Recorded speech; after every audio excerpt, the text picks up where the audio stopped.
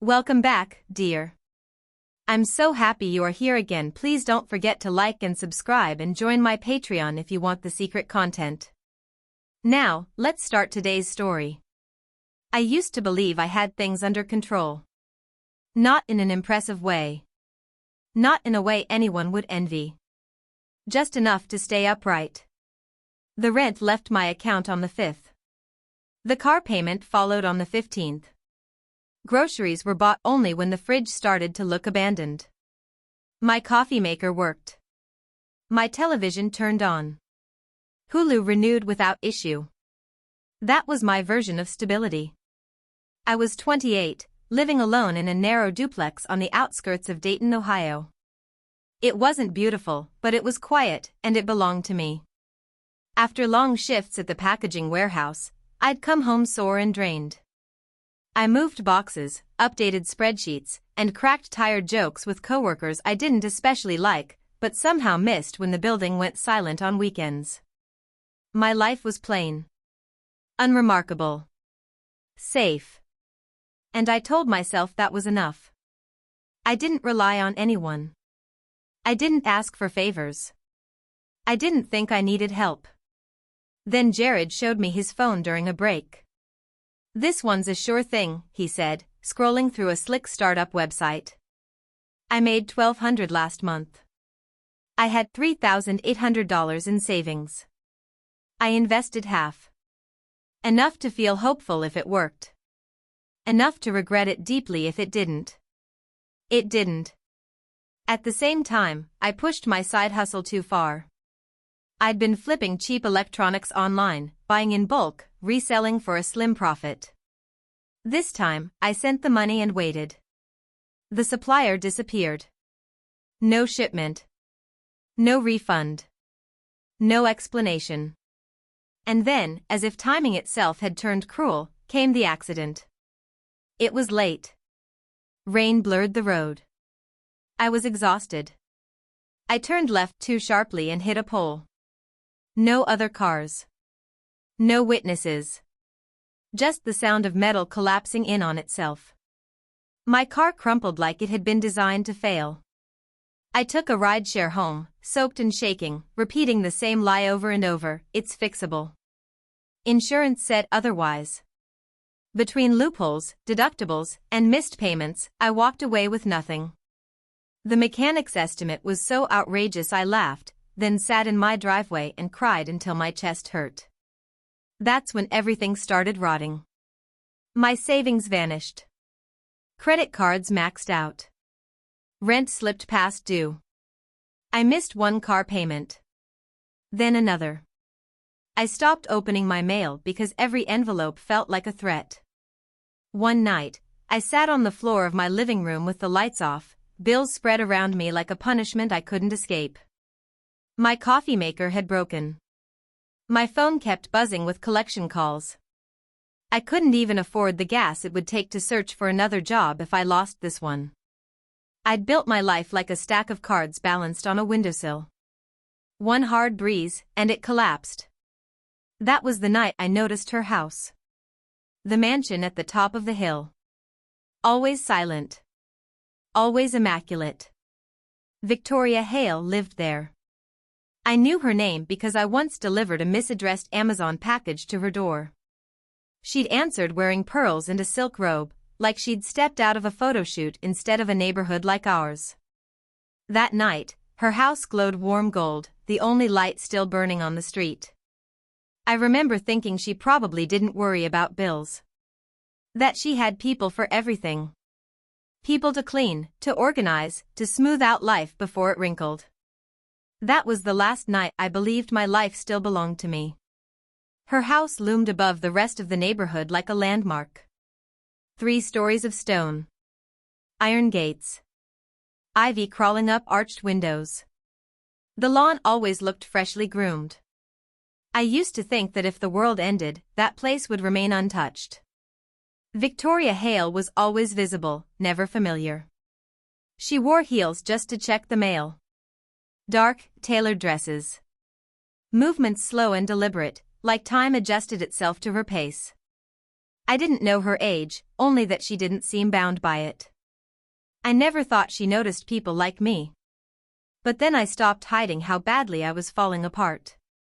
I wore the same hoodie for days. Walked slower. Carried my shame like extra weight. Something must have shown, because one afternoon, as I dragged a ripped trash bag to the curb, her gate opened. "You've lost weight," she said. "Not concern. Just fact." "You aren't sleeping," she continued. "And your mail has been sitting out." She studied me the way a doctor studies someone who insists they're fine. That should have been it. An awkward moment. Nothing more. 3 days later, I hit bottom. The bank call ended with 2 words, "Final notice." I sat in the stairwell outside my apartment, head in my hands, heart pounding so loudly I couldn't hear anything else. My eyes burned. My shirt was stained. My breathing wouldn't slow. Heels appeared in my vision. "Come inside," she said softly. "You need tea." I don't know why I followed her. Maybe it was the calm in her voice, the kind that slices through panic without effort. Or maybe I just couldn't stand being alone with myself anymore. Inside her mansion felt unreal. Everything gleamed. Classical music drifted softly through the air. Marble counters. Chrome fixtures. No clutter. No dust. No evidence of chaos. She prepared tea with quiet precision. No small talk. No questions. When I finally sat at her table, hands wrapped around the warm porcelain, she asked the one thing I couldn't lie about. "How bad is it, Ethan?" I didn't ask how she knew my name. I told her everything. The investment. The shipment. The accident. The debt. I talked until my voice cracked and there was nothing left to confess. She didn't interrupt. Didn't console. Didn't judge. When I finished, she stirred her tea once and met my eyes. "What if I told you," she said evenly, "that I could make all of this go away?" The words hit harder than the crash. I stared at her kitchen, her composure, her flawless world. It didn't feel real. But she didn't blink. And something inside me understood. This wasn't kindness. I laughed when she explained it. "A live-in housekeeper," she said calmly. 1 year. Full-time. The words sounded old-fashioned. Unreal. "In return," she continued, "I will clear every debt you owe. Every cent." She didn't smile. She didn't soften her tone. And without fully realizing it, I let someone else take control of my life. "There are no hidden conditions," she said. "Only what I'm about to outline." She spoke like a lawyer finalizing paperwork, calm and efficient, as if this arrangement already existed long before I stepped into her kitchen. I would move into the staff wing. I would have my own room. My responsibilities would be defined and scheduled. Cleaning, laundering, food preparation, executed to professional standards. Her household would run on precision, and I would run with it. I gave a short, uneasy laugh. "So, you want a butler?" She didn't react. "No. I require a housekeeper."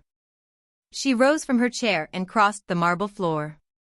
When she returned, she placed a cream-colored folder in front of me. Her name was stamped into the corner like a seal. Inside was a contract, dense, formal, and unsettlingly thorough. I skimmed it, pretending my hands weren't trembling. 1 year. Room and board included. A weekly stipend, small, but guaranteed. Full debt settlement upon completion. Everything laid out in clean, unemotional language. Then I saw the clause that froze me. During all active duty hours, the housekeeper shall wear the traditional domestic uniform provided by Ms. Hale, including all garments required for appropriate presentation. I looked up. "You mean, a real uniform?" She inclined her head once. "Custom tailored. Proper. Traditional. You will be instructed in posture, appearance, and etiquette. You will represent this household. I laughed again, too fast. Too thin. I'm not dressing up for some kind of role play. Her voice hardened instantly. I am not asking you to perform. I am offering structure. Discipline. An exit. You restore my home. I restore your life. I shoved the folder back toward her, my face burning. Why me? She answered without hesitation. Because you are desperate enough not to refuse. That was the part that stayed with me. I left without signing. Walked out stiff-backed and humiliated, telling myself I still had dignity. That night, I spread the contract on my apartment floor and surrounded it with overdue notices. Rent past due.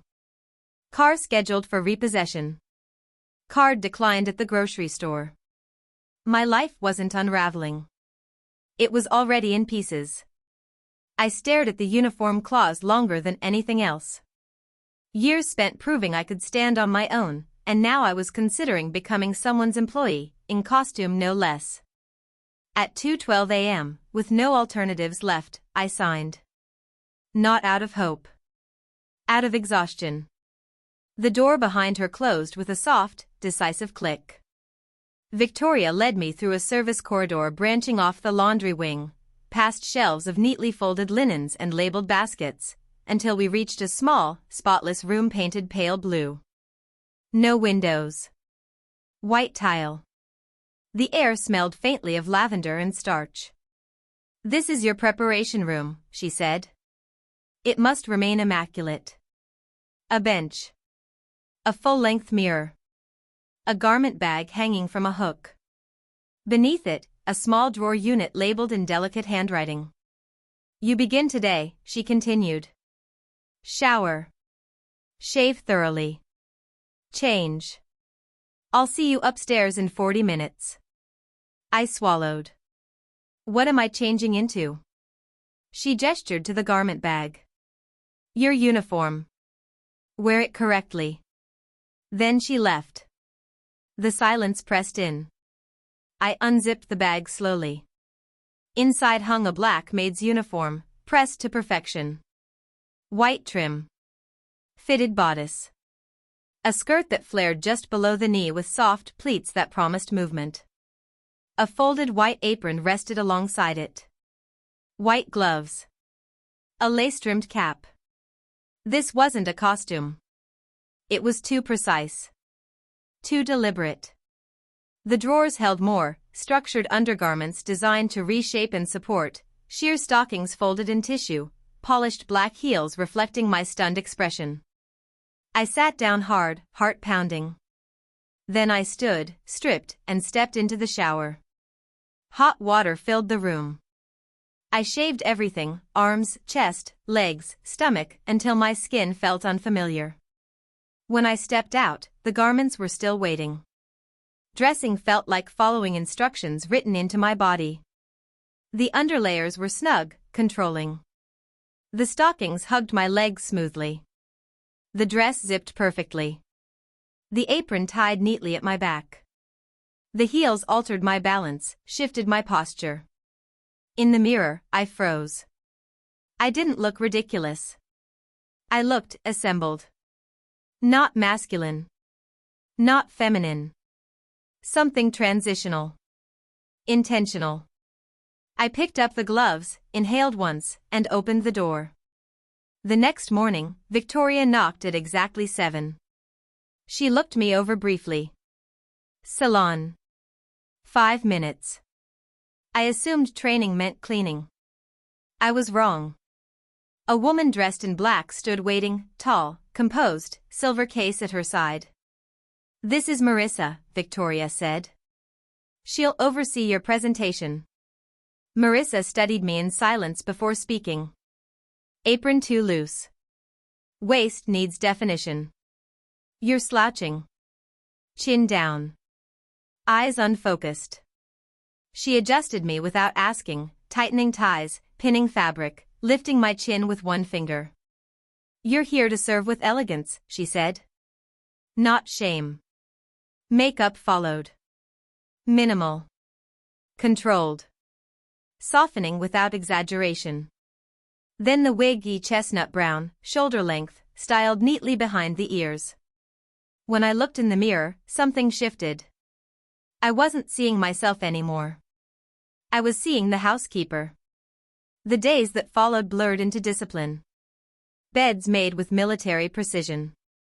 Tables set to exact measurements. Constant correction. You walked like a man just now. Again. Grace isn't optional. By nightfall, I collapsed onto the narrow bed in the staff quarters, still dressed. And then something strange happened. The next morning, I dressed without hesitation. The ritual flowed. Shower. Shave. Dress. Tie. Adjust. The uniform no longer felt foreign. It felt grounding. My movements softened. My voice quieted. My posture aligned itself naturally. The mirror stopped surprising me. Victoria noticed. Her praise was rare, measured, but devastatingly effective. You carried that tray beautifully. I didn't hear you on the stairs. Excellent. Each word settled into me like reinforcement. One afternoon, I caught my reflection mid-stride, uniform crisp, apron clean, posture perfect, and thought, she belongs here. That thought scared me more than the uniform ever had. That night, removing the wig and makeup felt like stepping out of something that held me together. I lay in bed thinking not about escape, but about the morning routine. And that was when I realized. This wasn't just a job anymore. It was becoming a shape I fit into far too well.